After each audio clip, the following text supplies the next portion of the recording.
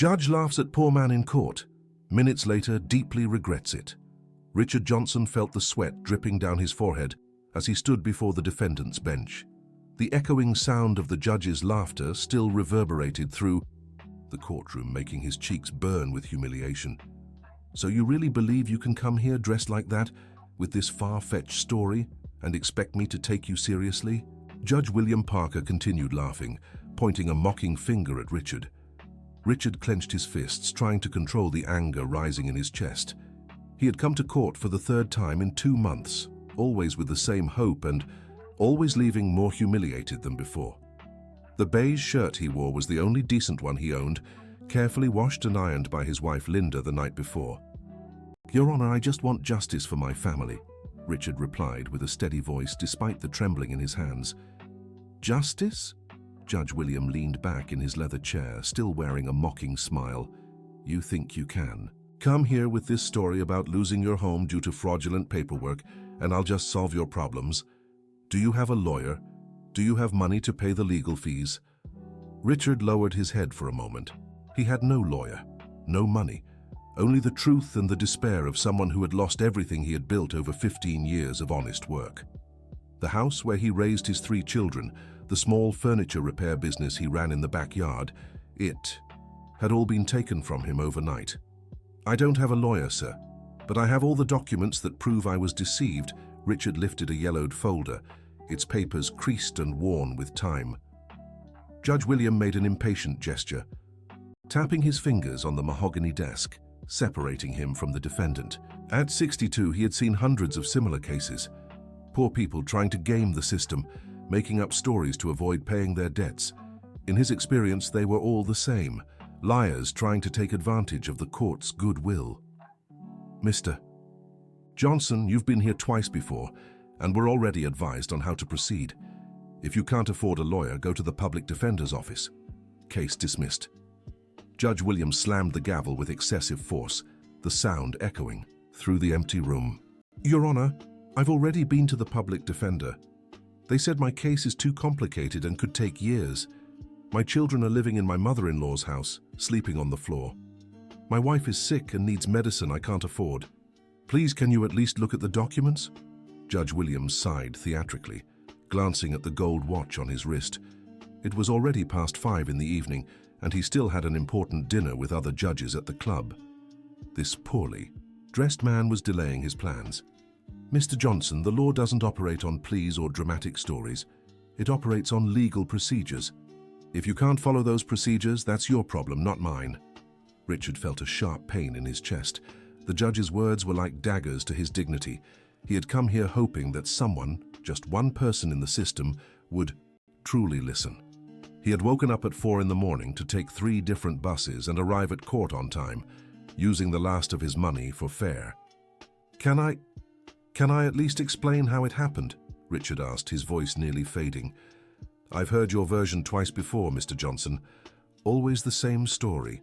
A very polite man convinced you to sign some papers, promising it was just a formality to update your home's paperwork. Then he found out he had actually taken out a loan using his house as collateral. Old story, Mr. Johnson. But the papers he gave me were different from the ones filed at the registry office. I brought everything here." Richard raised the folder again, more urgently. Judge William laughed even louder, shaking his head condescendingly. To him, the situation had become almost comical. How many times a day did he hear the same worn-out excuse? How many people tried to convince him they were innocent victims when they were really just irresponsible? Of course. And let me guess, you didn't read what you were signing, right? Just trusted a stranger's word? The judge kept laughing, turning to the clerk who silently took notes. "Write this down, Thomas, another case of recklessness trying to disguise itself as victimhood." Thomas, the 50-year-old clerk who had worked in that court for over 20 years, felt a strange discomfort in his chest. He knew Judge William well and was aware the judge tended to be harsher with people from lower social classes, but something in the man's gaze made him hesitate before writing. Richard took a deep breath. He knew he was losing the battle, but to a voice inside his head, the same voice that made him wake up at 5 every morning to work as a construction laborer, wouldn't let him give up. "Your Honor, I know you must see many cases like this. I know it might seem like I'm just another person trying to cheat the system. But I'm 42 years old. I've worked since I was 14, washing cars on the street. I saved up coin by coin to buy a plot of land. I built my house brick by brick with my own hands, working nights and weekends. Richard's voice trembled, slightly, but he continued. I couldn't read well when I was young, Your Honor. I learned with my wife after we got married. She taught me the letters using my mother-in-law's Bible. When that man showed up at my door, saying he was from the government and was legalizing the neighborhood's homes, I trusted him, because I've always been honest and thought everyone else was too. Judge William stopped laughing. Something in the man's sincere tone made him pay attention for the first time since Richard had entered his courtroom, but he quickly composed himself, remembering his experience and skepticism. Mr. Johnson, touching story, but that doesn't change the fact you signed a legal document. Ignorance is no excuse before the law. I'm not asking to use ignorance as an excuse, Your Honor. I'm asking you to look at the documents I have here. If I really did something wrong, I'll accept the consequences. But if I was tricked, I just want a chance to prove it. Richard opened the folder for the first time since entering the courtroom. The papers were carefully organized, some in plastic bags to protect them from moisture. There were notes, receipts, old photos of the house being built, and most importantly, 2 different versions of the same contract. Dear listener, if you're enjoying the story, don't forget to like and especially subscribe to the channel. It helps us a lot as we're just starting out. Now, continuing, Judge William glanced at the documents with boredom, but something caught his attention. The 2 versions of the contract were indeed different. One talked about legalizing documentation, the other about a loan with a mortgage guarantee. The signatures were identical, but the content was completely different. Where did you get this second copier? The judge asked, less mockingly. My wife was always careful with papers. She made a copy before I signed, without the man. A noticing, said it was a habit of hers, but thank God she did it. Richard replied, a glimmer of hope shining in his eyes. Judge, William studied the documents more carefully. There were indeed some inconsistencies he hadn't noticed before. The dates were different, the amounts didn't match, and there was a clause in the version filed at the registry office that didn't appear in the version Richard had received. Clerk, bring me the complete case file, ordered the judge, his expression shifting subtly. Thomas stood up quickly, sensing that something was finally changing in that courtroom. For years, he had watched humble people dismissed without proper attention, and he often wondered how many injustices went unnoticed due to a lack of thorough review. As Thomas searched for the file, Richard remained standing, not daring to move or speak. He felt this could be the most important moment of his life, the turning point where his story might change. Judge William reread the documents, comparing them with the case records. His serious expression was a stark contrast to the mocking smile from minutes earlier. There was something that didn't add up, something his 30 years of experience as a magistrate recognized as suspicious.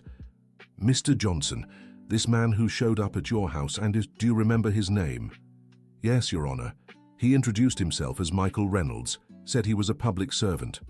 He even showed me an ID, but now that I think about it, it looked a bit odd. The judge made a note.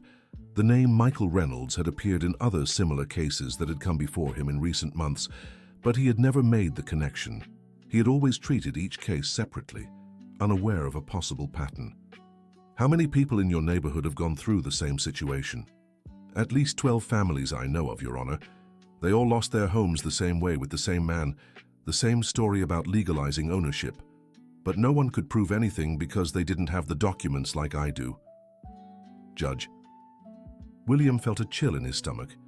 If there really was an organized fraud scheme happening right under his nose, and he had dismissed all those cases without proper investigation, the responsibility was partly his. The career he had built so carefully could be at risk. Why didn't you mention this before? I did, Your Honor, both times I was here, but you said you didn't want to hear stories, just legal facts. The judge vaguely remembered the previous hearings. He had indeed cut Richard off several times, not letting him go into detail. His impatience and prejudice had kept crucial information from reaching him. Thomas returned with a stack of similar case files. Judge William quickly examined them and saw a clear pattern. All the victims were from working-class neighborhoods, all had been approached the same way, and all had lost their homes to the same credit company.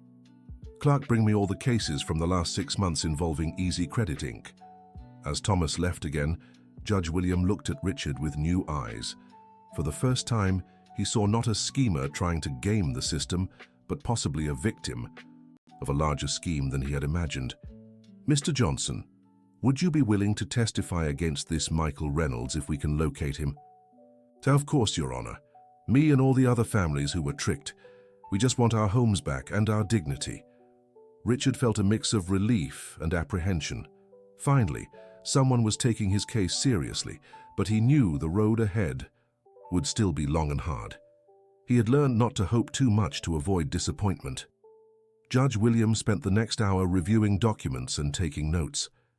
The more he investigated, the clearer it became that he had been negligent in his earlier analysis. Shame was beginning to replace the arrogance he had shown at the start of the hearing. "Mr. Johnson, I'll be honest with you. I made a serious mistake by not reviewing your case with the attention it deserved. That should never have happened." Richard hadn't expected those words. For months he'd been treated like a liar and a fraud. Hearing what sounded like an apology from someone in a position of authority was something he'd never experienced before. "Judge, I just want you to help me get back what's rightfully mine. I'll do more than that. I'll launch a full investigation into this scheme. But you need to understand it may take time, and there could be retaliation." "What kind of retaliation?" Judge William hesitated before answering. His experience told him real estate fraud schemes often involved powerful people, maybe even other public officials. Confronting this meant stepping into dangerous waters. People with enough power to organize this kind of fraud won't be happy when they find out we're investigating. They might try to intimidate you, or worse, harm you in other ways. Richard thought of his family. Linda was already worn down by their situation, and their children had suffered from the instability, but the chance to reclaim their home and dignity was worth any risk. "Judge, I've already lost everything. I have nothing left to lose, only to gain." "Very well. I'll issue an order to temporarily suspend all foreclosures related to cases like yours. I'll also request an investigation into the county clerk's office where these contracts were recorded." Richard felt his legs weaken. After months of humiliation and being ignored, someone was finally taking real action to help him. The tears he'd held back throughout the hearing began to escape. "Thank you, Judge. You don't know what this means to my family."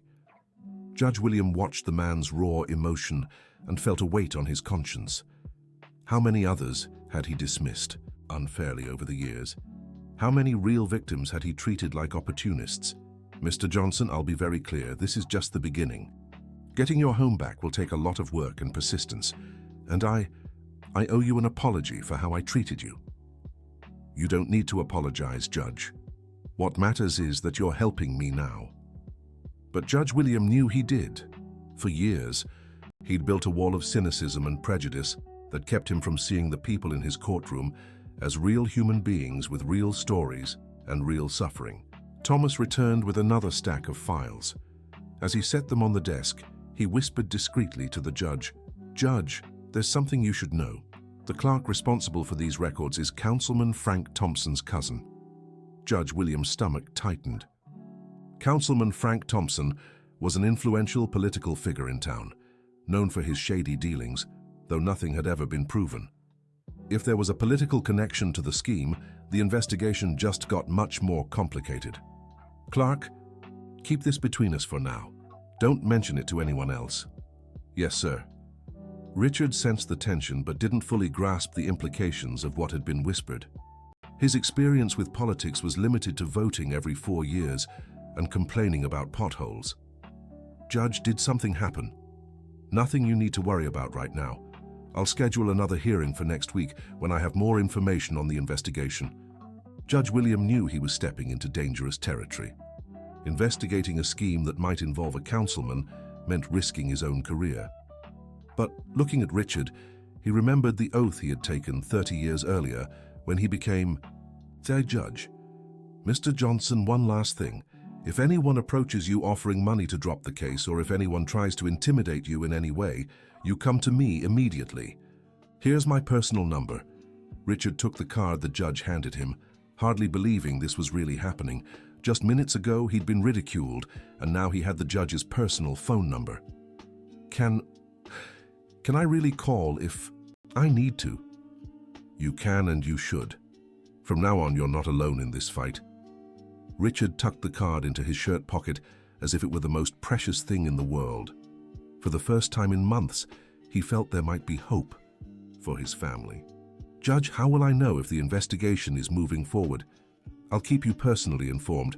And Mr. Johnson, go home and tell your wife things might start to change, but ask her to be patient. Real justice takes time, but when it comes, it stays." Richard left the courthouse with lighter steps, though still cautious. He'd learned not to celebrate too soon, yet for the first time in a long while, he had something concrete to tell Linda besides humiliation and rejection. Judge William Parker remained alone in his chambers after everyone had left. He looked at the documents scattered across his desk and reflected on how his afternoon had taken such a turn. In just minutes, he'd gone from a cynical judge mocking a poor man to someone possibly about to challenge a corruption scheme. He picked up the phone and dialed a trusted colleague in the oversight office. "Robert, it's William. I need to talk to you about a case that might have bigger implications. Can you stop by early tomorrow?" As he waited for the answer, Judge Parker glanced at the chair where Richard had stood throughout the hearing. He realized he hadn't even offered the man a seat. Small gestures of disrespect he'd normalized over the years. That night, Richard came home later than usual. Linda was in her mother-in-law's small kitchen, preparing a simple dinner with the few ingredients she'd managed to buy. At 38, she looked older from the constant stress and worry. "How did it go at the courthouse today?" she asked without much enthusiasm, already used to disappointments. "Lynn, I think something changed today." Linda stopped stirring the pot and looked at her husband. She'd known Richard for 20 years and could read his expressions like an open book. There was something different in his eyes. "What happened?" Richard told her everything in detail.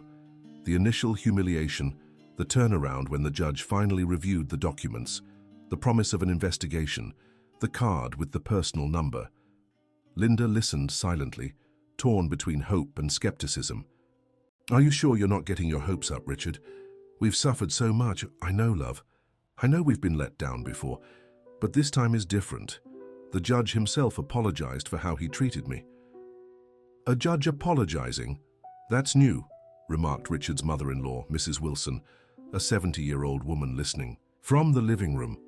"It was Mrs. Wilson, and he said there might be people trying to intimidate me, but that I should go to him if anything happens." Linda felt a chill in her stomach. The prospect of hope was wonderful, but the possibility of intimidation scared her. They had 3 children to protect, 15-year-old Kevin, 12-year-old Emily, and little 8-year-old Mike. "Richard, if these people are dangerous..." "Lynn, we've already hit rock bottom. We're living on charity, sleeping on the floor without even enough money for your medicine. I have to try, for you, for our kids, for our dignity." That same night, in a luxurious house in the city's most upscale neighborhood, Councilman Frank Thompson received a call that left him furious. "What do you mean the judge is investigating the contracts? I thought you said he always dismissed these cases quickly." On the other end of the line, Michael Reynolds, the man who had deceived Richard and dozens of other families, tried to explain the situation. "He always did, Councilman. But today something changed. The man brought different documents, and the judge got interested." "What documents?" "A copy of the original contract before the modification. Someone made a copy before he signed." Frank Thompson slammed his fist on his private office desk. The scheme he had set up was simple and profitable. His shell, company offered document regularization to humble people who unknowingly signed contracts that were actually mortgage-backed loans. Later, when they couldn't pay the exorbitant installments, their homes were foreclosed and resold. Listen carefully, Michael. This problem needs to be solved fast. Use your contacts at the court to find out exactly what the judge is planning. And if I can't stop the investigation, then we'll have to use other methods of persuasion. Meanwhile, Judge William Parker spent a sleepless night in his home, an elegant townhouse downtown. He sifted through the case files he had brought home, searching for patterns and connections that could strengthen Richard's case. His wife, Judge Catherine, a retired magistrate herself, watched him curiously. She hadn't seen him so engrossed in a case in years. "William, are you okay? You've been at those papers for hours." "Catherine, I think I made a terrible mistake. Maybe many mistakes." "What do you mean?" Judge William told her about Richard's case, how he had mocked the man at first, and the investigation he had uncovered. Catherine listened carefully, knowing her husband's personality well. "You've always been very meticulous with your rulings, William. If you made a mistake, it was out of excessive caution, not bad faith. But Catherine, how many people have I treated this way over the years? How many real victims did I dismiss as opportunists? What matters is that you've realized it now and are trying to make it right. That says a lot about your character." Judge William looked at his wife and felt a moment of relief. Catherine always knew how to put things in perspective, but he knew the road ahead would be difficult and possibly dangerous. The next morning, Richard woke up early as always, but for the first time in months, he didn't feel the crushing weight of hopelessness on his shoulders. He had a simple coffee with stale bread and got ready for another day of work at the construction site. "Dad, is it true we might get our house back?" asked Kevin, his oldest son, who had overheard part of the conversation the night before. "Maybe, son, but it's still too soon to be sure. Keep studying and behaving, and God willing, we'll be home soon." Kevin nodded, but Richard could see hope shining in the boy's eyes. The whole family missed the home where they had been, happy for so many years. At the courthouse, Judge William arrived earlier than usual and asked Thomas to pull all similar cases from the past 2 years. He wanted a full picture of the problem before moving forward with the investigation. "Judge, can I make an observation?" Thomas asked discreetly. "Of course. Yesterday, after you and Mr. Johnson left, Michael, the janitor, asked me what happened in the hearing. I thought it was odd because he's never shown interest in any case before." Judge William felt a warning bell go off in his mind. If people were already trying to get information about the investigation, it meant something big was truly at stake. "Good observation, Thomas. From now on, all information about this case stays strictly between us. Don't discuss it with anyone else, not even your wife." "Understood, Judge." At 10 in the morning, the colleague from Internal Affairs whom Judge William Parker had called arrived. Robert Wilson was an upright man, known for his discretion and competence in delicate investigations. "William, over the phone you mentioned you'd discovered something important. What is it?" Judge William explained the entire case, showing the documents and the connections he had identified. Robert listened with growing attention, asking specific questions and taking notes. "This looks like an organized scheme, and if it involves the notary's office, it could have major ramifications. Do you have any idea how many victims might be involved?" "From what I've found so far, at least 30 families just in my court. But if this is happening in other notary offices and other courts, it could be much bigger. William, do you realize investigating this could have consequences for your career?" "I do, but I can't pretend I didn't see it. This morning I woke up thinking about that man I humiliated yesterday. How many others like him have I treated the same way?" Robert had known William for over 15 years and knew that when his friend made a decision based on principle, there was no dissuading him. "All right, I'll support you officially, but we'll do this very carefully. If there really are political connections, as you suspect, we need irrefutable evidence before making any missteps." While the two judges planned the next steps of the investigation, Richard was hauling bags of cement at a construction site on the other side of town. The hard work usually left him exhausted, but today he felt energized by the possibility of change. During his lunch break, he received an unexpected call. "Hello? Mr. Richard Johnson?" "Yes, speaking." "My name is Michael Reynolds." "I think we've met." Richard felt his blood run cold. It was the voice of the man who had destroyed his life appearing out of nowhere just as things seemed to be improving. "What do you want?" "Easy now, Mr. Johnson. I'm calling to help you. I heard you're having trouble with your house's paperwork. Trouble you caused, you bastard. Look, I understand your anger, but it turns out I can resolve your situation much faster than any court process. Richard glanced around the construction site, looking for a more private spot to talk. He didn't want his co-workers overhearing this strange conversation. What do you mean, resolve? I have a proposal for you. Can you meet me tonight at Joe's Bar near your old house at 8 o'clock? And why would I do that? Because I can give you your house back today. No bureaucracy, no lawsuit, no lawyer, just a man-to-man conversation. Richard hesitated. His first instinct was to refuse, but the possibility of getting his house back immediately was too tempting to ignore. Fine, but if this is some kind of trick... It's no trick, Mr. Johnson. It's a chance to settle everything civilly.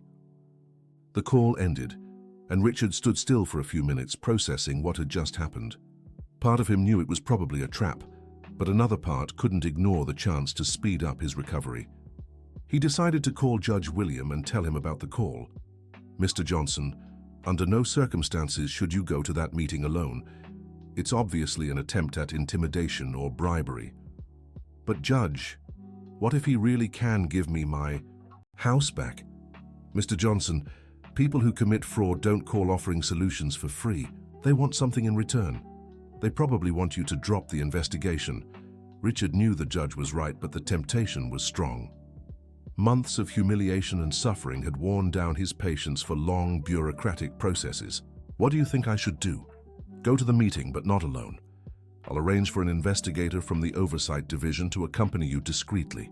That way we can find out exactly what they want and maybe gather more evidence. Are you sure it's safe? I am, and Mr. Johnson, whatever offer he makes, don't accept anything. Just listen and then tell me everything. Richard agreed, but he spent the rest of the day anxious. The meeting scheduled for that evening felt like both an opportunity and a threat. At 7:30, Richard stood in front of Joe's Bar, a simple establishment just 2 blocks from his old home. He could see the windows of his former house, now occupied by strangers who had bought the property in good faith. Michael Reynolds arrived promptly at 8, driving an expensive car that contrasted with the humble surroundings of the neighborhood. He was a well-groomed man around 40, wearing a business suit despite the evening heat. Mr. Johnson, so glad you came. Shall we go in? Richard followed him into the bar, where Michael chose a table in the back, away from other customers. Unbeknownst to them, they were being watched by Steve Miller, an investigator from the Oversight Division, posing as a worker drinking beer at the counter. Dear listener, if you're enjoying the story, don't forget to like and especially subscribe to the channel. It really helps us who are just starting out. Now back to the story. Order whatever you'd like, Mr. Johnson. It's on me, Michael offered with a smile that tried to be friendly. Just water. And let's get straight to the point. What do you want? Straightforward. I like that. Look, Mr. Johnson, I know there were misunderstandings in the past, but I've found out you're suing the company, creating unnecessary trouble for everyone. Misunderstandings? You stole my house. Easy, easy. It was a paperwork mix-up. These things happen, but I can fix everything today. Michael pulled a folder from his car and placed it on the table. Inside was a pre-filled property transfer document needing only Richard's signature. What's this? The deed to your house. Sign here and it's yours again today. No costs, no red tape, no lawsuit. Richard took the document and read it carefully. It seemed legitimate, but there was a strange clause at the end he couldn't fully understand. What's the catch? No catch. I just need you to drop the complaint in court and never speak about this matter with anyone again. It's a friendly agreement. And why would you do this? You'll lose money. Michael hesitated for a moment, searching for the right words. Because lawsuits drag on, cost everyone money, and in the end, only the lawyers benefit. It's better to settle now so everyone wins. Richard felt something was off, but the prospect of getting his house back that very night was almost irresistible. He thought of Linda, of their children sleeping on the floor at his mother-in-law's place, of the medicines he couldn't afford. I need to talk to my wife before deciding. Of course, of course. But Mr. Johnson, this offer has a deadline. If it's not today, tomorrow it might not be possible to resolve it this way. The pressure was obvious but effective. Richard tucked the document into the folder and stood up. "I'll think about it and give you an answer. What time tomorrow? I'll call you." Richard left the bar confused and conflicted. He walked to his old house and stood on the sidewalk, staring at the lit windows where other people now lived.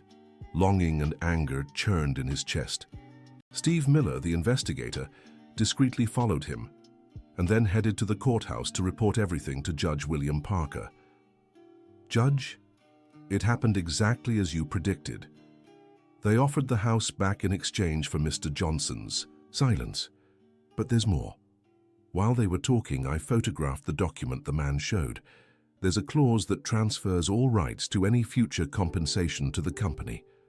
Judge William examined the photos Kevin had discreetly taken with a small camera.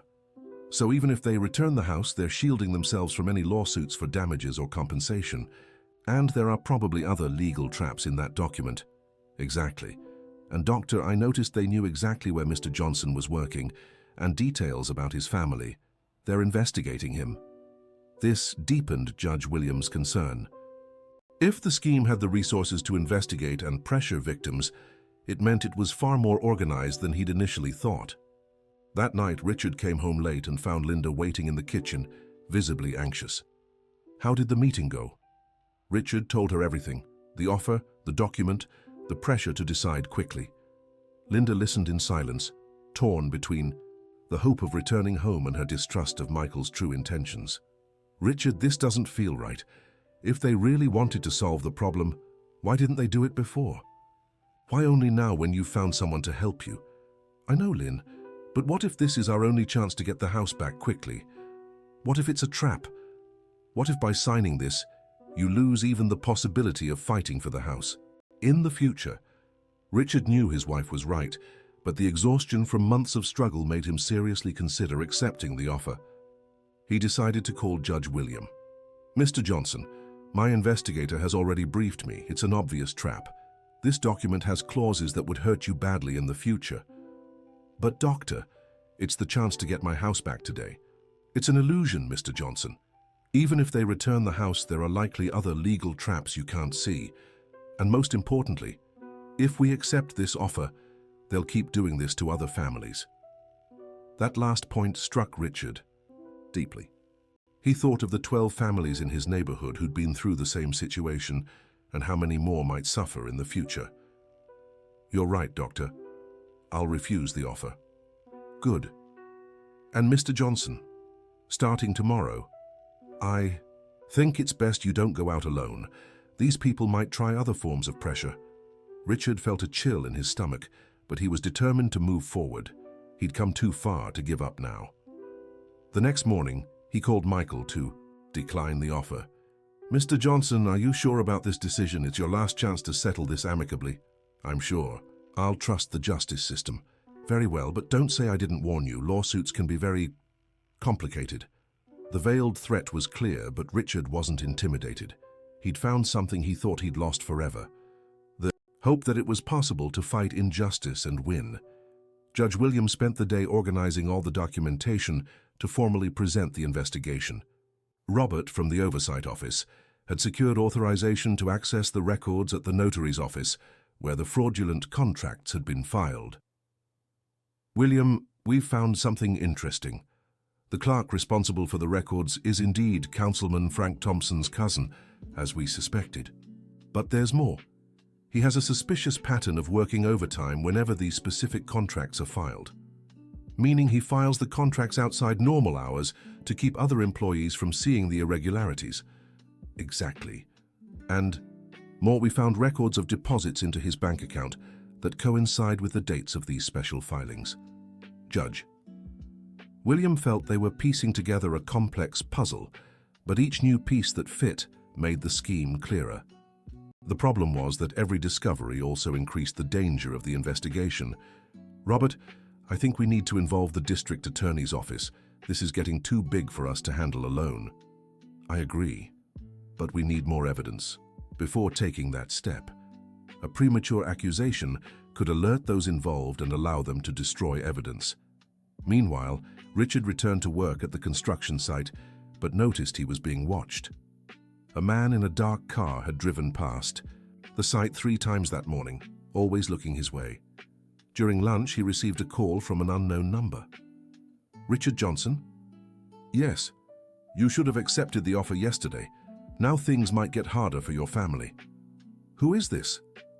The call ended abruptly, leaving Richard unsettled. He decided to warn Judge William immediately.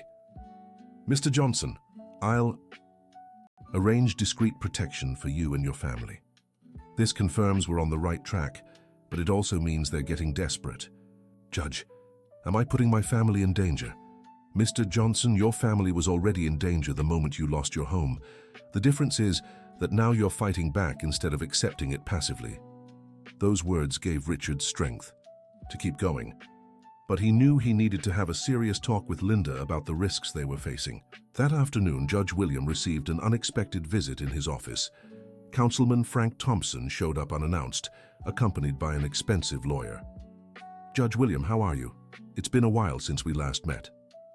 Councilman: Frank, what can I do for you? I heard you're investigating some cases related to real estate issues. I came here as a community representative to offer my assistance. Judge William immediately realized this was an attempt to gauge how far. The investigation had progressed. I appreciate the concern, but for now everything is under control. Judge, as a public official, I worry when there are rumors of irregularities in our city. If there's truly a problem, we can work together to resolve it quickly and discreetly. The offer to resolve it discreetly was clearly an attempt to negotiate or bribe. Judge William chose his words carefully. Councilman, if we uncover any irregularities, they'll be handled as the law requires. No exceptions and no unnecessary discretion. Frank Thompson's political smile faltered for a moment, revealing a more serious expression. Judge, sometimes excessive zeal can cause more problems than solutions.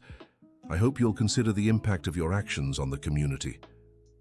I always do, Councilman, especially the impact on the families who've been harmed. After the councilman left, Judge William became certain he was dealing with a scheme that reached the highest levels of local power. The visit hadn't been coincidental. It was a clear attempt at intimidation. Richard arrived home that night to find Linda visibly shaken. Richard, 2 men showed up here this afternoon asking for you. They said they were from a collections agency, but they didn't seem like regular collectors. What do you mean? They were very well dressed, too polite, and they asked strange questions. Where you work, what time you leave home, whether we have relatives in other cities. Richard felt anger rising. Threatening him was one thing, but intimidating his family was another. Lynn, tomorrow you and the kids are going to stay at your sister's place in another city for a few days. Richard, I don't want to leave. You alone? It's not about leaving me alone, it's about making sure you're safe while I put an end to this once and for all. Linda knew that when Richard used that resolute tone, there was no point in arguing, but she was afraid of what might happen if he faced those people alone. At least promise me you'll be careful and stay in touch with Judge Parker. I promise. That same night, Judge William was at home when he received an anonymous call. Judge William Parker. Yes. You're messing with some very dangerous people. If you keep pushing this investigation, you might regret it. Who is this? A friend trying to stop you from making a serious career mistake. My career is just fine, thank you. For now, Judge. For now. The call ended, but Judge William wasn't intimidated. 30 years on the bench had taught him that when people tried to scare him, it meant he was close to uncovering something important. The next morning, Richard took his family to the bus station.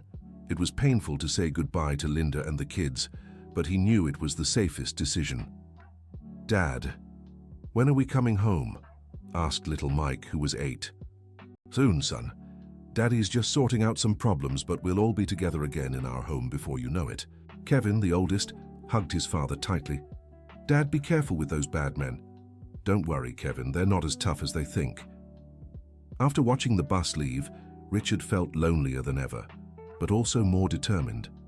Now, it wasn't just about reclaiming his home, it was about securing his family's safety. At the courthouse, Judge William and Robert from the Oversight Office finalized the preliminary investigation report. They had identified at least 45 families victimized by the scheme over the past 2 years. involving stolen properties worth over $2 million. William, it's time to officially involve the district attorney's office. We have enough evidence to at least start a formal investigation. I agree, but I want to talk to Richard Johnson first. He deserves to know his courage is helping far more people than he realized. Richard answered Judge Williams' call with a mix of pride and apprehension. Mr. Johnson, thanks to your case, we've uncovered a scheme that has harmed at least 45 families. Your decision not to accept the bribe got us this far. 45 families, Judge. I had no idea it was that many, and it could be more. We're expanding the investigation to other notary offices and neighborhoods. You've become a hero to people you've never even met. Richard felt a tightness in his chest. He had started this fight just to get his home back, but now he was helping dozens of other families in the same situation. Judge, what happens next?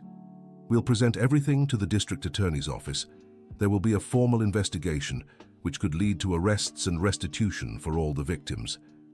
But Mr. Johnson, this also means the pressure on us is about to get much worse.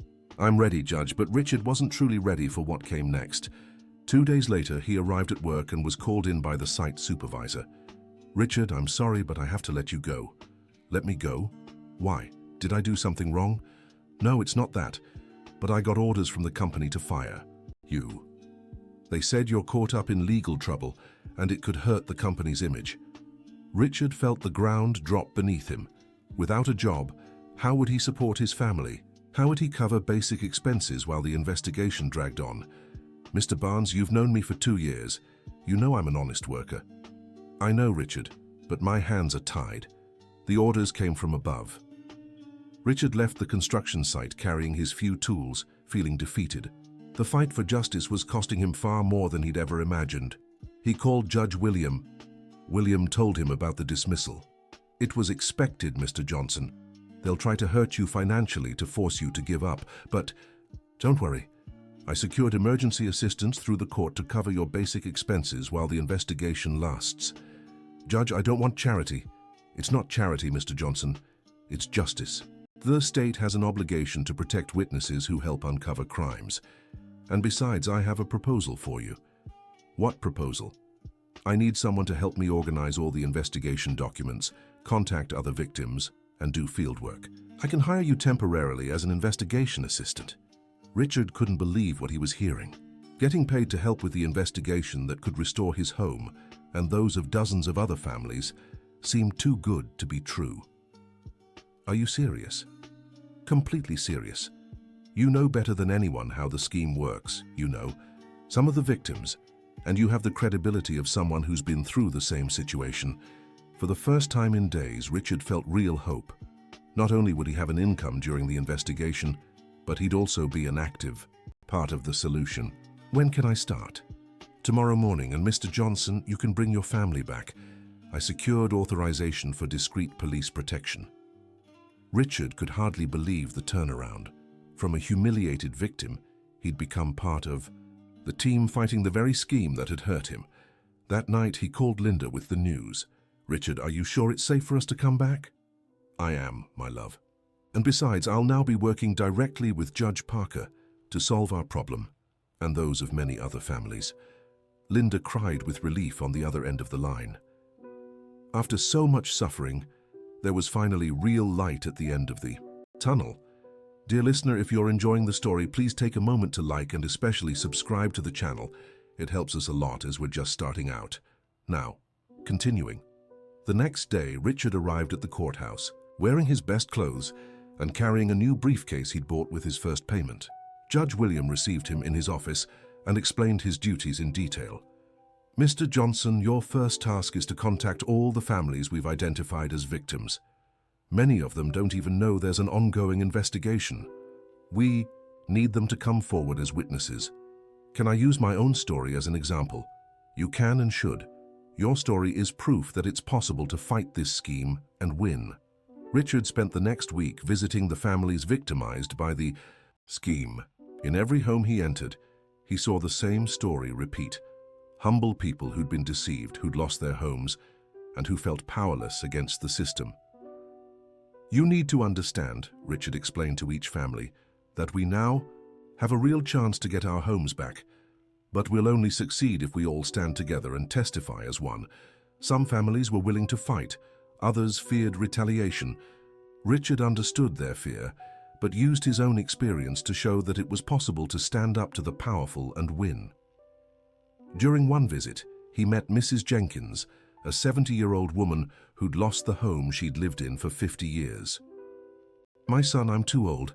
I don't have the strength to fight these rich men." "Mrs. Jenkins, you don't have to fight, you just need to tell the truth. Judge Parker and the prosecutors will fight for us." "What if they retaliate?" "They only retaliate if we're alone and weak. But if we stand together with justice on our side, they can't do anything." Little by little, Richard convinced 16 families to come forward as witnesses. Every testimony strengthened the case and revealed new aspects of the scheme. Judge William was impressed with Richard's efficiency. "Mr. Johnson, in 1 week you've gathered more testimonies than we could in a month using traditional methods." "It's because I speak their language, Judge. They trust me because they know I've been through the same thing." The investigation was gaining momentum, but it was also provoking increasingly aggressive reactions from those involved in the scheme. Councilman Frank Thompson had hired a high-profile law firm to try and halt the investigation through legal maneuvers. "Judge Parker," said Robert from the Oversight Board, "they're trying to challenge your court's jurisdiction over these cases. It's an attempt to transfer everything to another judge, a judge who'd likely be more lenient with them." "Exactly. But we have one advantage. The district attorney's office is on our side. Prosecutor Benjamin Carter has taken the case personally." Benjamin Carter was known for his integrity and refusal to bow to political pressure. His involvement added even more credibility and strength to the investigation. Richard met the prosecutor during a meeting at the courthouse and was struck by his determination. "Mr. Johnson, I want you to know we're taking this case all the way, no matter who's involved or how much power they have. Justice will be served." "Mr. Carter, sometimes I can't believe all this started because I insisted on showing some papers to the judge." "Mr. Johnson, this proves that an ordinary person with courage and perseverance can change the system. You're an example to all of us." But the fight was far from over. One night, Richard was heading home after visiting more victimized families when he noticed he was being followed by the same dark car he'd seen at the construction site days earlier. Instead of going straight home, he decided to stop at Mike's gas station, knowing it had security cameras. The trailing car sped up and disappeared once it realized Richard had changed his route. Richard immediately called the emergency number Judge William had given him. "Judge Parker, I think I'm being followed again." "Where are you now?" "At Mike's gas station on Main Street." "Stay there. I'll send police protection to pick you up." 20 minutes later, an unmarked patrol car arrived and escorted Richard home. Linda was anxiously waiting by the window. "Richard, this is getting too dangerous." "Lynn, they're only doing this because they're scared. It means we're winning. What if they decide to do something worse?" Richard hugged his wife and felt the full weight of his responsibility. It wasn't just about their home anymore.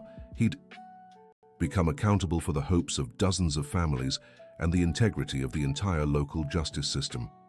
"Love, if I give up now, they'll keep doing this to others. Our own children could be victims in the future if we don't stop this now." Linda knew her husband was right, but that didn't ease her fear. She had married a simple, hard-working man, not a hero fighting corruption. The next day, the investigation received an unexpected boost. Thomas, the court clerk, approached Judge William with crucial information. "Judge, remember Michael who cleans the restrooms and was asking questions about Mr. Johnson's case?" "I do. Yesterday, I overheard him on the phone reporting to someone about which cases you were reviewing." "Are you sure?" "Absolutely. And there's more. I found out he started working here right around the same time the first fraudulent cases appeared." Judge William realized they had a spy inside the courthouse itself. That explained how Michael Reynolds and his accomplices always seemed one step ahead of the investigation. "Thomas, this stays strictly between us. We'll use this information strategically." "How so, Judge?" "We'll feed false information to this Michael and see if it reaches our targets. This way we can confirm the connection and maybe uncover who else is involved." The investigation was turning into a full-blown intelligence operation. Judge William had completely stepped out of his comfort zone as a traditional magistrate and was now acting almost like a detective. Richard continued his fieldwork, but with even greater caution. He had learned to vary his routes, check if he was being followed, and always inform Judge William of his movements. During one of his visits, he heard the story of Mr. Edwards, a 68-year-old retiree who had lost the house where he had planned to spend his final years. "Son, I worked 40 years at the factory to buy that house. It was my dream to die in the backyard where I planted my first tree." "Mr. Edwards, we will get your house back, I'm sure of it." "Do you really think so?" "I'm old now, maybe I won't live to see it happen." "You will, and you'll see your children and grandchildren playing in that yard again." These conversations moved Richard deeply. Every family he met had a unique story of suffering, but they all shared the same injustice. It kept him going even when fear and exhaustion tried to take over. A week later, Judge William put his plan into action. He let the spy Michael overhear a fake conversation about a supposed police operation targeting Councilman Frank Thompson's home. The next day, the councilman appeared in court again, this time visibly nervous. "Judge William, I heard rumors about a police operation. Is it true?" The confirmation was exactly what Judge William had hoped for. The spy had passed along the false information, proving his connection to the scheme. "Councilman, I can't comment on police operations. Judge, if there's any misunderstanding about my business, we can settle it by talking. No need for extreme measures." "There's no misunderstanding, Councilman. There's evidence of crimes that must be investigated." Frank Thompson left the courtroom even more worried, unaware he had fallen into a trap that confirmed his involvement in the scheme. That afternoon, Judge William gathered the entire investigative team: Robert from the Oversight Board, District Attorney Benjamin, Carter, Richard, and 2 specialized investigators. "We have enough evidence to launch the operation. We've identified at least 8 people involved, including the councilman, the clerk, Michael Reynolds, and other facilitators." "What's the strategy?" asked the district attorney. "Simultaneous arrests on Thursday morning. If we take them all at once, we prevent them from warning each other." Richard felt a mix of anxiety and anticipation. After months of struggle, justice would finally be served. "Judge William, can I be present during the arrests?" "Yes, Mr. Johnson. You deserve to see this moment." That night, Richard barely slept. He called some of the victim families to let them know the operation would happen soon, without giving specifics. "Mrs. Jenkins, Thursday will be a very important day for all of us." "Why, son?" "I can't explain now, but by Thursday night you'll understand." On Wednesday, Judge William received an unexpected call that nearly changed everything.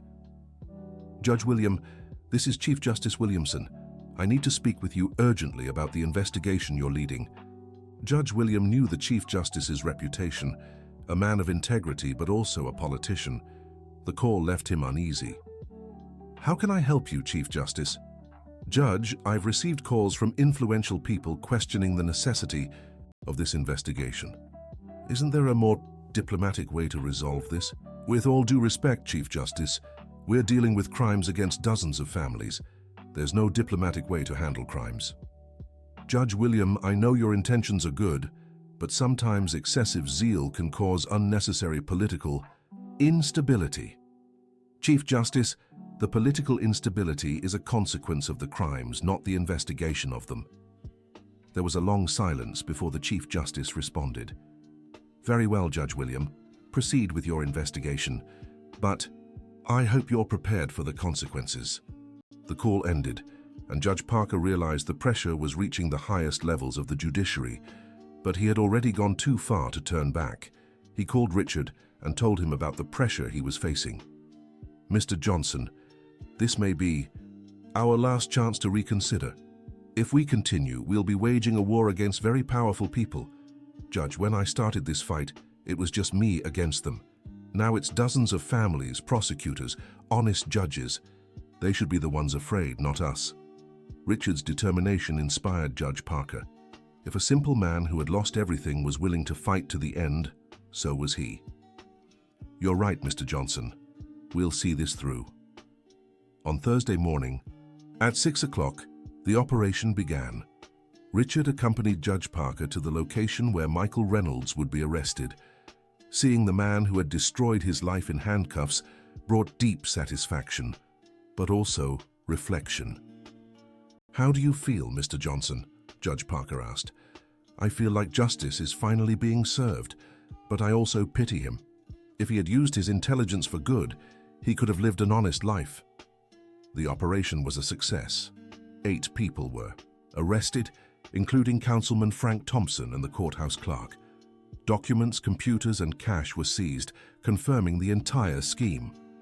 At the press conference, Prosecutor Benjamin Carter made sure to mention Richard's crucial role in the investigation. This operation was only possible thanks to the courage of an ordinary citizen who refused to accept injustice. Richard Johnson is proof that anyone can make a difference. Richard was present at the press conference and received applause from the journalists. It was the first time in his life he saw himself as the protagonist of something important for society. "Mr. Johnson, how does it feel to be called a hero?" a reporter asked. "I don't feel like a hero. I just did what had to be done. Any man in my position would have done the same." But Richard was being modest. Many people in his situation had simply accepted the injustice or tried to resolve it alone. He had chosen to fight and turn his personal struggle into a collective cause. In the days following the operation, new revelations continued to emerge. During interrogations, some of the detainees began cooperating, revealing even more details about the scheme. Judge Parker, the prosecutor, reported, "We've discovered this scheme has been operating for at least 5 years and may have harmed over 100 families across the region." 100 families? That's far more than we imagined.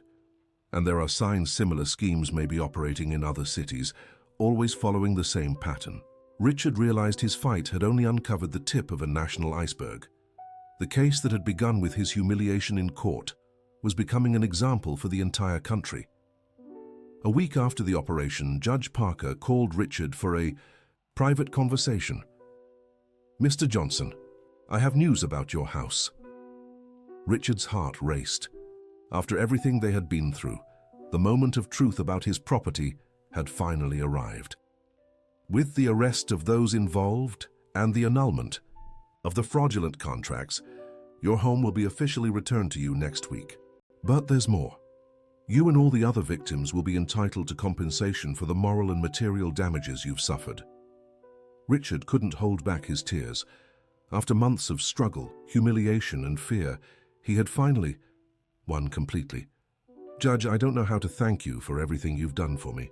Mr. Johnson, it was you who did everything. I just learned to do my job properly." "What do you mean?" "You taught me that behind every case there are real people with real suffering. Before meeting you, I had become cold and cynical. You reminded me why I became a judge." It was a touching confession that showed how Richard's fight had transformed not only his own life, but also the perspective of an experienced magistrate. On the day of the official return of the house, Richard's entire family was present. Linda cried as she received the keys from the court officer. The children ran to explore every room as if it were their first time. "Dad, our house looks bigger." "Then I remember," said little Emily. "That's because it means so much more now, sweetheart. It represents victory, justice, and dignity." Judge William Parker was also present at the ceremony, along with the prosecutor and several other families who had recovered their homes. It was a moment of collective celebration. "Mr. Johnson," Judge Parker said, "I have a proposal for you." "What proposal, Judge?"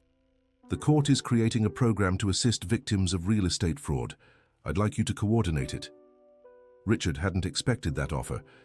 From a humiliated victim to the coordinator of an official protection program for other victims, the transformation seemed impossible.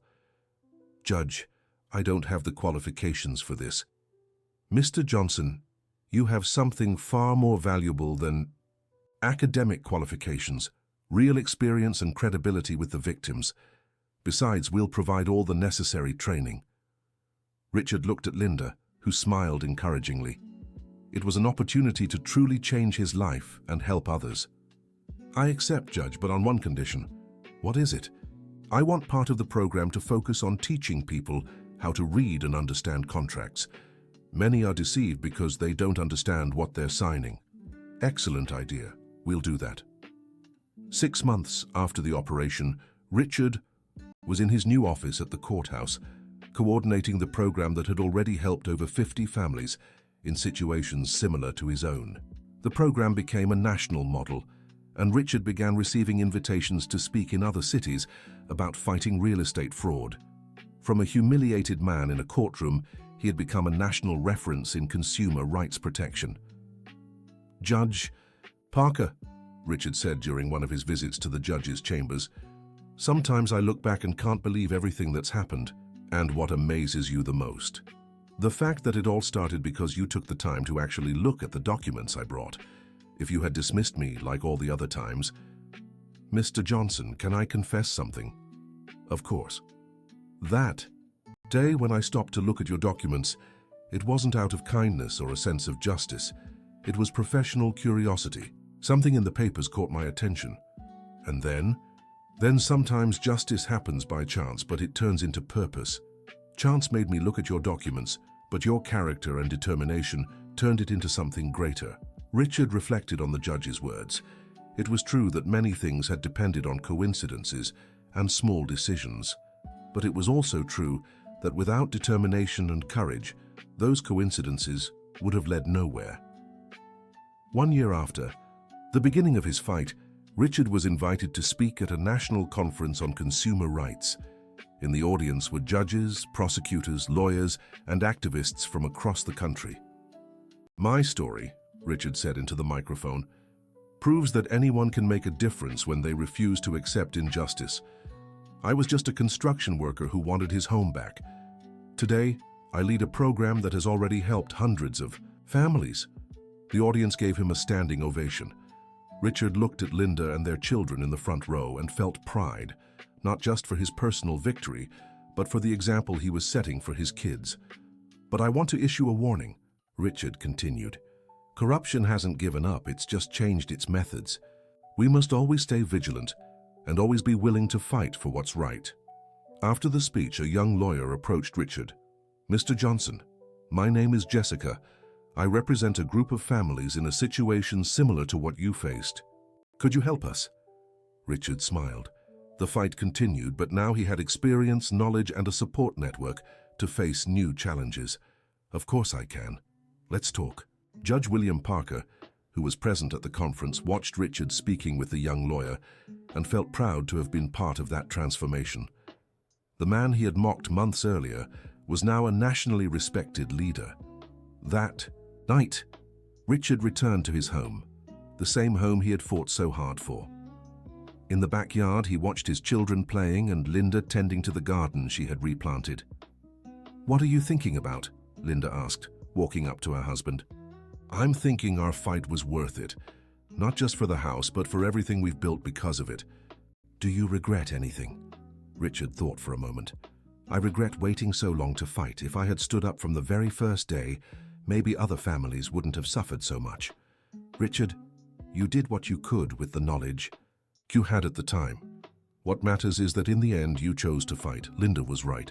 Life was made of choices, and Richard had chosen to fight even when everything seemed lost.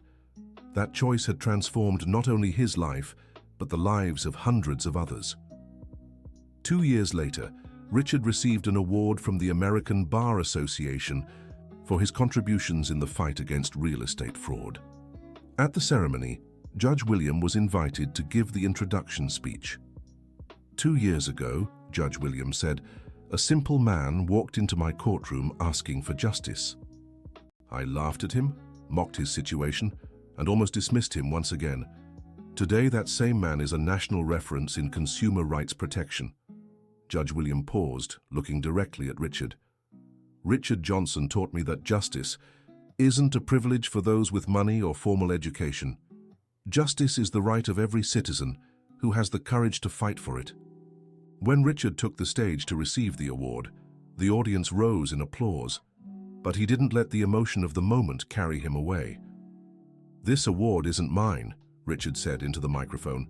"It belongs to all the families who trusted me to represent them. It belongs to honest judges like Judge William, who chose to do what's right even under pressure. And most of all, it belongs to every ordinary citizen who refuses to accept injustice. After the ceremony, Richard and Judge William spoke privately. "Judge William, can I ask you something that's always puzzled me?" "Of course. Why did you laugh at me that first day? What did I say or do that seemed funny?" Judge William sighed, remembering the shame he felt about that moment. "Richard, I laughed because I had become cynical. After years of watching people try to cheat the system, I had grown to distrust everyone. Your sincerity and simplicity seemed like naivety to me at first. And now? Now I know that your sincerity and simplicity were your greatest strength. While I complicated everything with skepticism and procedures, you stayed focused on what truly mattered: justice." It was a lesson Judge William Parker had learned and tried to teach other magistrates. Justice didn't need to be complicated when it was based on simple principles of right and wrong. 3 years after the start of his fight, Richard decided to write a book telling his story.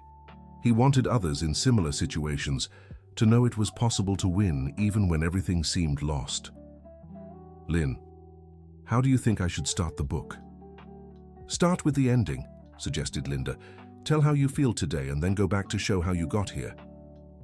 Richard followed his wife's advice and began the book by describing his current life, the work he loved, the home he had recovered, his reunited family, and the respect of the community. Only then did he go back to recount the initial humiliation and all the struggles he had faced. The book became a bestseller and was adapted into a movie that inspired thousands of people in similar situations. Richard used the royalties to create a foundation offering free legal assistance to fraud victims. "Richard," said Judge William Parker during the movie premiere, "do you realize you've become a national symbol in the fight against injustice?" "Judge Parker, I'm still the same simple man I've always been. The difference is now I know that simple men can change the world too." It was a philosophy Richard had developed during his journey. You didn't need to be special to do special things. You just needed the courage to do what was right. Judge Parker, in turn, had become a different judge after meeting Richard. He began dedicating more time to truly listen to the people who came before his court, especially those from humble backgrounds. "Thomas," Judge Parker said to the clerk one afternoon, "have you noticed how I've changed the way I conduct hearings?" "I have, Judge. You've become much more patient and attentive to details. Richard Johnson taught me that behind every case there's a human story that deserves attention. I can no longer afford to be careless." Thomas smiled. He too had learned a lot from Richard's story. He started paying closer attention to details and questioning situations that seemed suspicious. 4 years later, Richard was invited to take a position at the Department of Justice, coordinating nationwide consumer protection programs. It was an opportunity to expand his impact across the country. "Judge Parker, what do you think I should do?" "Richard, that's a decision only you can make. But I can say that any choice you make will be based on the desire to help people, and that always leads to the right path." Richard accepted the position and moved with his family to Washington, D.C. But he made sure to maintain ties with his hometown, and especially with Judge Parker, who had become much more than an ally. He had become a true friend. In Washington, D.C., Richard developed public policies that became models for other countries. His personal story gave credibility to the policies he proposed because everyone knew he had lived through the very problems he was trying to solve. "Mr. Attorney General," Richard said during a work meeting, "I'd like to propose the creation of a national program for basic financial education." "Explain further, Richard." "Many frauds happen because people don't know how to read contracts or understand basic financial terms. If we teach this in schools and community programs, we'll be preventing crimes instead of just punishing them after they happen." The proposal was approved and implemented nationwide. It was yet another contribution from Richard to a more just and informed society. Judge William Parker followed his friend's career with pride and satisfaction. He often received invitations to speak about the case that had changed his perspective on the judiciary. "What I learned from Richard Johnson," Judge William would say in his lectures, "is that justice happens when we stop creating bureaucratic obstacles and start focusing on the people who need help." It was a lesson other judges had begun to adopt. Richard's case had become an example in law schools of how justice should work in practice. 5 years after the start of his struggle, Richard returned to his hometown to inaugurate a mediation center bearing his name. It was a place where people in conflict could resolve their disputes without facing the delays and complexity of the traditional court system. "This center," Richard said at the opening, "represents everything I wish had existed when I began. My fight, a place where people are heard with respect and where practical solutions are found quickly." Judge William was present at the inauguration and was invited to cut the ribbon alongside Richard. "Richard, when you first walked into my courtroom, I never imagined that 5 years later, we'd be opening a center named after you. Judge William, when I entered your courtroom, all I wanted was my home back. I never imagined I'd discover a life's calling." It was true. The fight for his home had revealed a vocation Richard never knew he had, the ability to lead, inspire, and organize people in pursuit of justice. The Mediation Center became a national model, and Richard received invitations to implement similar projects in other Latin American countries. His story had transcended national borders. Linda watched her husband's journey with admiration and pride, but also with a special reflection. "Richard, do you remember how simple our life was before all this began?" "I do. Do you miss that simplicity?" "Sometimes, yes. But I know what we're doing today is important for so many people. And our children are learning values they'll carry with them forever." It was true. Kevin, Emily, and Mike had grown up watching their father fight for justice and develop work that benefited thousands. Those values were shaping their own personalities. Kevin, now 20, had chosen to study law, inspired by his father's story. Emily, at 17, wanted to be a journalist to tell stories of people who fight for justice like Dad. Mike, 13, was still discovering his interests, but already showed the same determination as his father. 6 years later, Richard was appointed to an international commission studying ways to combat real estate fraud in developing countries. It was the highest recognition of his expertise on the subject. "Judge William," Richard said during one of his visits to his hometown, "sometimes I wonder what my life would have been like if you had dismissed me that first day without looking at my documents. You probably would have found another way to fight. People like you don't give up easily. But maybe I wouldn't have been able to help so many others.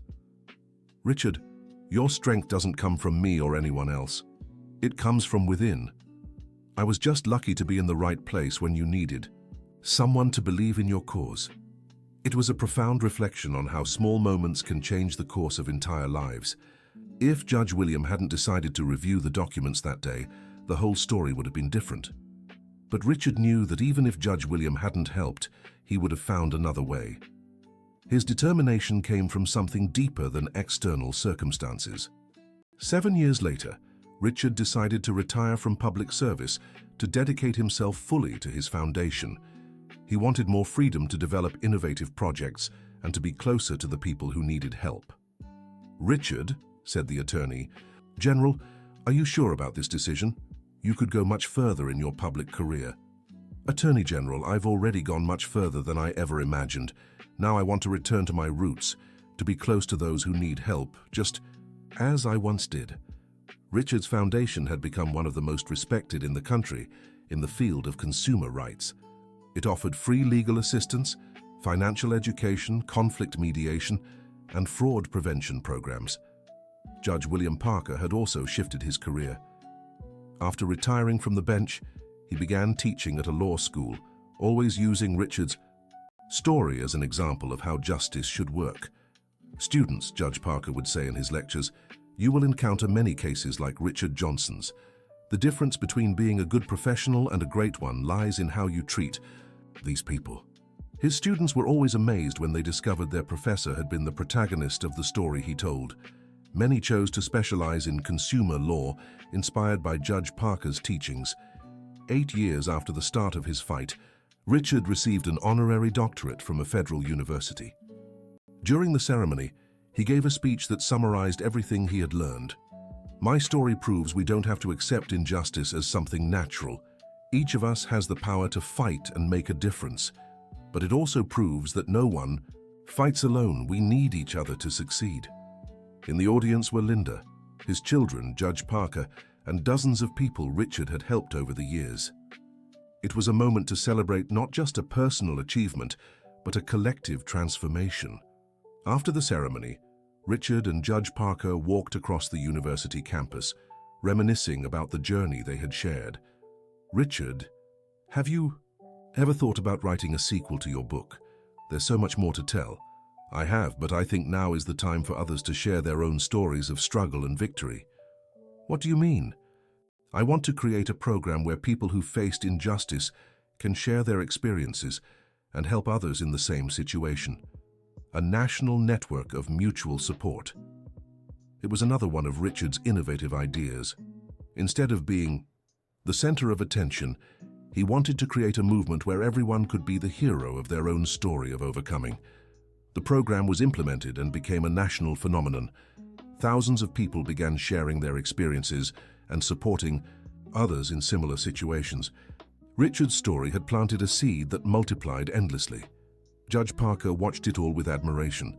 The man he had humiliated years before had not only become a national leader, but a catalyst for social change. "Richard," Judge Parker said during a celebratory dinner, "do you realize your story has touched millions of lives?" "I do, but I also know it's just the beginning. As long as there's injustice in the world, there's work to be done." That was Richard's essence, never settling for victories won, always seeking ways to help more people and create greater impact. 9 years later, Richard was invited to speak at the United Nations General Assembly about consumer rights. It was the highest international recognition of his contribution to social justice. "My story," Richard told the representatives of 193 countries, "began in an American courtroom where I was humiliated for asking for justice. Today I am here because a courageous judge decided to truly listen to me and because I never gave up, fighting for what was right." The speech was broadcast live to the entire world and inspired similar movements in dozens of countries. The story that had begun with humiliation had turned into a global inspiration. Judge William Parker watched the speech on television at home and was moved to see how that difficult moment in his courtroom had borne such great fruit. "Catherine," he said to his wife, "do you remember when I laughed at that man in court?" "I do, and I also remember how ashamed you were afterward. Sometimes I think that was the most important moment of my career, not when I made big decisions or judged complex cases, but when I chose to stop and truly listen to someone who needed help." It was a deep reflection on how small acts of humanity can have enormous consequences. Judge Parker's decision to review Richard's documents had changed not just 2 lives, but thousands around the world.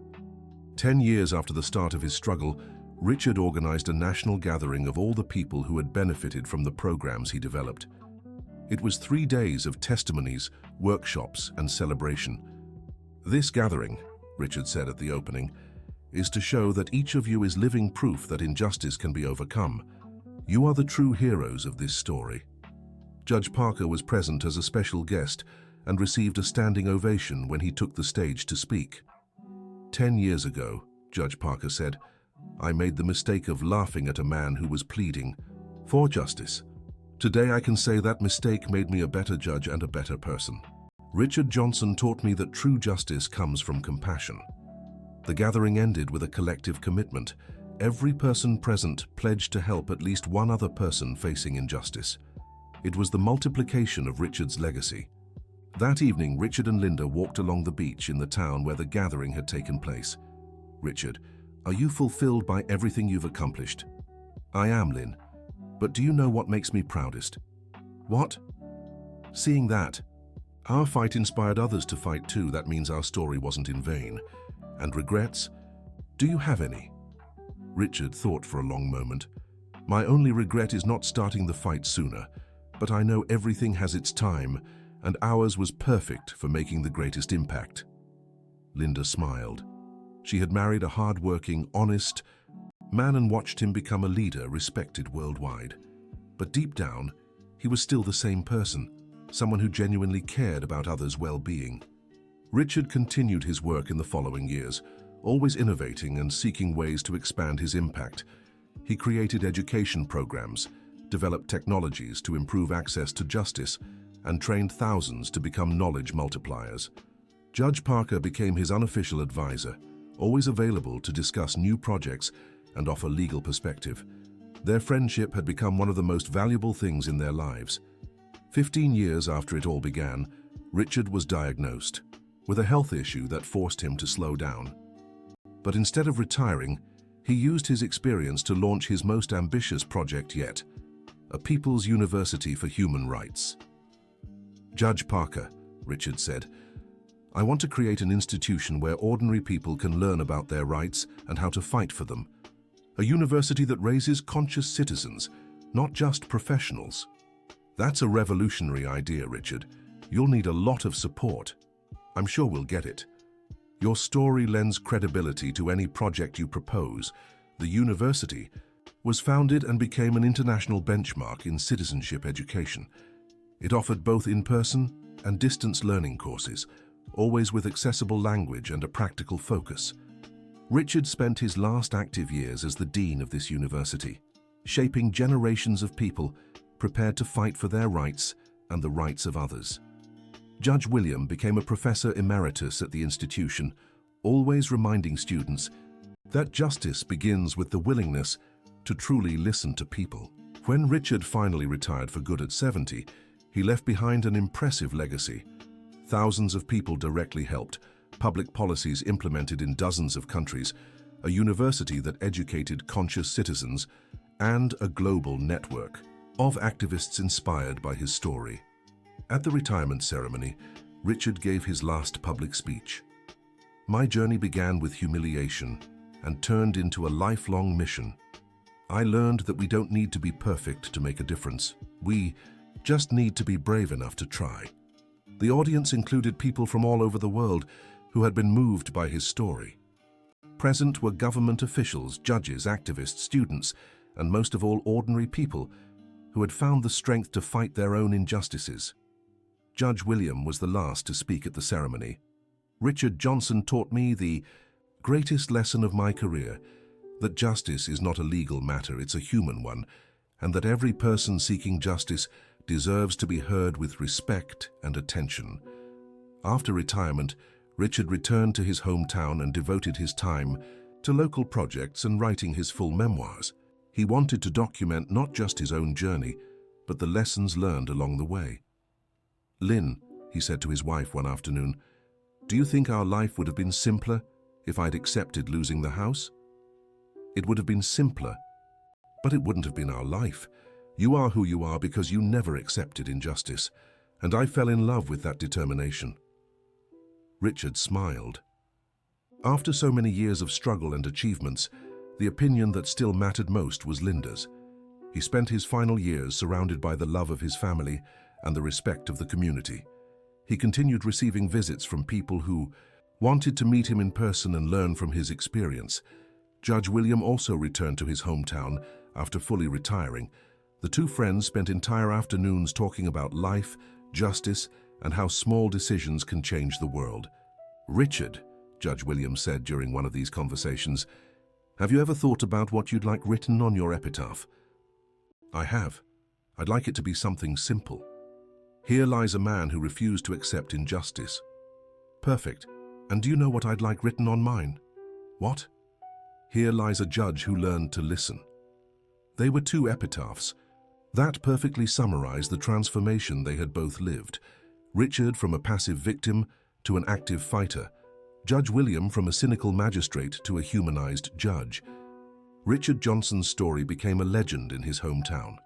The house he had fought so hard for was turned into a small museum that tells his journey. The courthouse where he was humiliated now has a commemorative plaque reminding people of the importance of truly listening. Judge William established a foundation that offers scholarships for young people from humble families to study law. The main criterion for receiving the scholarship isn't grades, but a demonstrated commitment to social justice. Dear listener, if you're enjoying the story, take a moment to like and, most importantly, subscribe to the channel. It helps us a lot as we're just starting out. Now, continuing. The children of Richard followed paths that honored their father's legacy. Kevin became a public defender, Emily an investigative journalist specializing in human rights, and Mike chose to be a teacher, inspired by his father's example of transformative education. Linda remained the family's pillar and the guardian of Richard's memory. She organized his personal archives and created a foundation to perpetuate his work. The community college Richard founded continues to operate and expand, having graduated over 100,000 students in human rights and citizenship courses. It is considered a global model for transformative education. The Fraud Victim Protection program Richard coordinated has evolved and now operates in every state in the country, helping over 500,000 families reclaim their rights. The International Mutual Aid Network, inspired by Richard's story, operates in 40 countries and has benefited more than 2 million people. Each person helped pledges to assist another, creating an endless cycle of solidarity. The Mediation Center bearing Richard's name has become a social franchise, with over 200 locations across the nation, resolving conflicts quickly and humanely, preventing small issues from becoming major traumas. Judge William Parker wrote a book about how Richard's story changed his perspective on the judiciary. The book became required reading in law schools and inspired a new generation of more compassionate judges. The method Richard developed to identify and combat real estate fraud was adopted by international organizations and has prevented thousands of crimes similar to the one he suffered. His story has been told in books, films, plays, and documentaries, each version reaching new audiences and inspiring more people to fight injustice. The Richard Johnson Human Rights Award is presented annually to individuals who excel in the fight for social justice, considered one of the country's most prestigious honors in the field. The law requiring notaries to verify the authenticity of real estate documents became known as the Richard Johnson Act and has prevented thousands of fraud cases nationwide. The Protocol for Humane Treatment in Courts, inspired by Richard's experience, was adopted by the National Judicial Council and changed how underprivileged individuals are treated in the legal system. The day Richard finally reclaimed his home became National Real Estate Fraud Prevention Day, marked by educational campaigns across the country. His hometown established the Richard Johnson Institute, offering free legal assistance and rights education, serving over 10,000 people annually. The financial literacy methodology Richard developed is used in public schools nationwide, teaching children and teens how to protect themselves from fraud. The fraud reporting app, based on his experience, has received over 100,000 reports and led to the arrest of hundreds of criminals. The Richard Johnson Chair in Social Justice exists at 15 universities, training researchers in consumer rights. The collaborative investigation model used in Richard's case became standard in courts for cases involving organized fraud schemes. The alumni network of Richard's Community College includes individuals in key positions in governments, NGOs, and businesses worldwide, always promoting justice and equality. The documentary about his life won international awards and is used by universities globally to teach advocacy and social activism. The International Richard Johnson Foundation for Consumer Rights operates in 20 countries and has helped over 3 million people.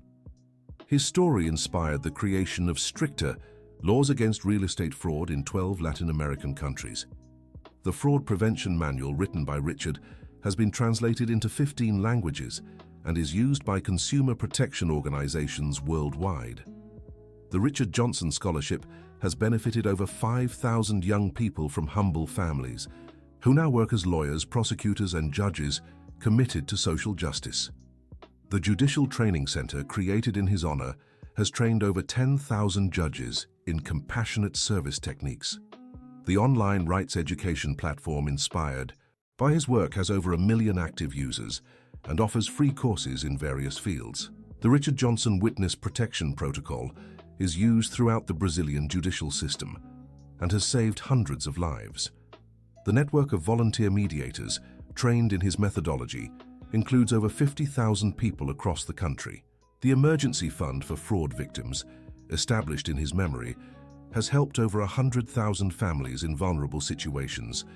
The annual Consumer Rights Awareness campaign, held during his birth month, reaches over 50 million people. The Richard Johnson Social Justice Observatory monitors and publishes annual reports on access to justice in the country, influencing public policies. The grassroots advocacy methodology he developed is taught in over 100 social organizations across the Americas. The International Richard Johnson Award for Innovation in Social Justice recognizes transformative projects worldwide.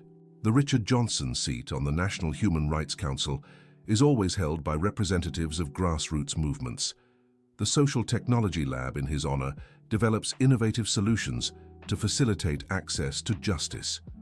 The annual Richard Johnson Conference brings together experts from around the world to discuss advancements in consumer rights protection. The Memorial Garden in his hometown welcomes visitors from across the globe who come to see where it all began. The Richard Johnson Community Library, built in the neighborhood where he lived, offers free access to legal information for the entire community. The Richard Johnson Extension course is offered for free by several universities and has trained over 100,000 people in basic rights. The Richard Johnson Support Network provides temporary shelter for families victimized by real estate fraud. The Richard Johnson Early Warning System identifies suspicious patterns in real estate transactions and prevents fraud before it happens. The Richard Johnson Public Ombudsman receives and forwards complaints of rights violations nationwide. The Richard Johnson Seal of Social Responsibility is awarded to companies demonstrating genuine commitment to consumer rights. The Richard Johnson Community Radio broadcasts educational programs on rights and citizenship to rural and urban communities. The Richard Johnson app connects victims of injustice with volunteer lawyers and support organizations. The Richard Johnson Leadership School trains community activists across the country. The Richard Johnson database compiles information on fraud schemes and is used by authorities worldwide. The Richard Johnson Volunteer Psychologists Network offers free emotional support to victims of financial crimes. The Richard Johnson Damage Compensation Protocol sets standards for settlements in real estate fraud cases. The Richard Johnson Legal Clinic provides free services at universities nationwide. The Richard Johnson movement mobilizes millions in campaigns for judicial reform. The Richard Johnson Publishing House produces affordable books on basic rights and distributes them free of charge in underserved communities. The annual Richard Johnson Forum brings together victims of injustice to share experiences and strategies for fighting back. The Richard Johnson method for peaceful conflict resolution is used in schools to prevent violence. The Richard Johnson Documentation Center preserves the memory of struggles for social justice in the country. The Richard Johnson Community Currency circulates in organized neighborhoods, strengthening the local economy and bonds of solidarity.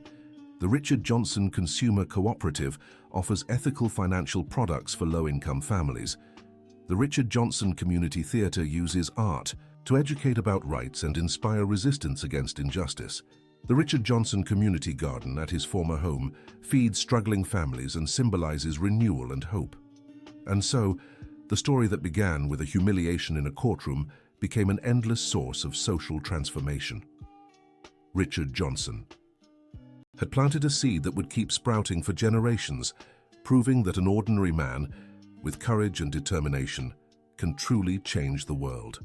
His life became living proof that justice isn't a privilege for the few, but a right for all who are willing to fight for it.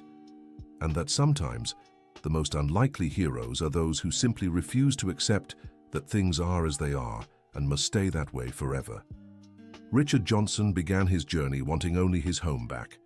He ended up building a legacy that restored dignity and rights to millions, and the seed he planted will keep growing, inspiring new generations to believe a fairer world is possible, one fight at a time.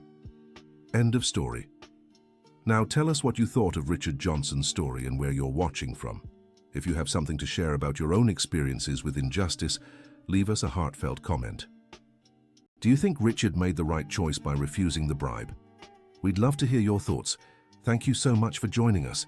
Don't forget to like this video and, most importantly, subscribe to the channel so you won't miss other inspiring stories of overcoming adversity and fighting for justice.